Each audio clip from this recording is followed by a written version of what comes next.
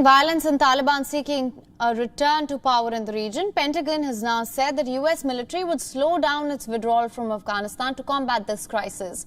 However, President Biden's deadline to complete a withdrawal by September will continue to remain in place. Now, during this briefing on Monday, Pentagon spokesman John Kirby said that US is likely to slow down its troops' pullout from the region due to the recent military gains made by Taliban insurgents. Kirby, however, stressed on the fact that recent gains by the Taliban would not alter the timetable for the withdrawal. However, the pace will be adjusted based on the political environment. Said from the very beginning, while there is a schedule, we were mindful that that schedule could fluctuate and change as conditions change too. So I can't speak to any specific recommendations he's making about the Taliban advances, but I can tell you that he's looking at the situation every day with a fresh set of eyes to see if, you know, the pace that we're setting is the appropriate pace for the kinds of capabilities that we think we need to again conduct a safe and orderly retrograde.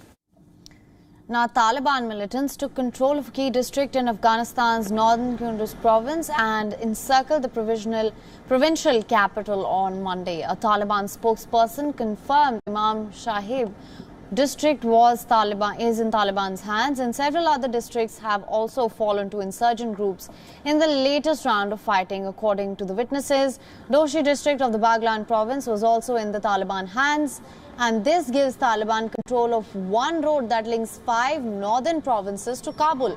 This now comes as Taliban continues to regain power in the volatile region. Dozens of districts have fallen to Taliban since 1st of May, when US and NATO troops began their final departure from Afghanistan.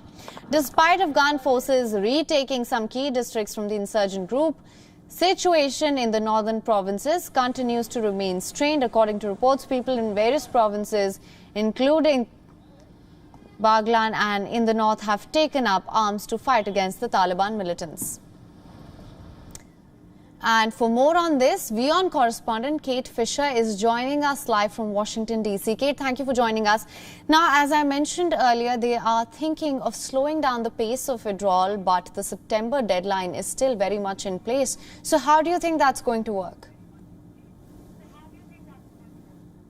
Yeah, that's right. This was John Kirby, the Pentagon spokesman, speaking today here in Washington, answering reporters' questions just like your own. You know, this violence by the Taliban insurgents has really increased over the weekend. We saw some 24 districts being taken by the Taliban.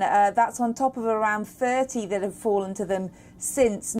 So there is a real concern that as those US troops leave the country, they are leaving some of these parts of Afghanistan vulnerable to attack. And that is, of course, only going to get worse as more and more US troops leave. So the Pentagon spokesman, John Kirby, saying we're going to look at this on a day-to-day basis and we will change things if necessary. We'll adjust the pace of this withdrawal if we think we need to. All right. Now, as we've seen, the situation is already very volatile. Taliban has occupied a lot of the regions here. But right now, the pace can be adjusted. How do you think the US will ensure the safety of the region once the withdrawal is complete? Well, this is another big question, and I think that is likely to be on the agenda when the Afghanistan president visits Joe Biden, the president, here at the White House on Friday. There has been some discussion that perhaps the US can still defend Afghanistan from outside of the country. That could perhaps involve airstrikes. But as yet, we don't have a plan. There is nothing that's been published, announced by the White House as to how they intend to keep the Afghanistan people safe once, the US troops have left. But there's certainly a growing concern about the security situation there, given the number of Taliban attacks in the last few weeks. Right, Kate. As of now, there does seem to be no concrete plan in place. So do you think this will yield any results, or do you think this is just futile to slow down the pace or to readjust the pace as what they're saying right now?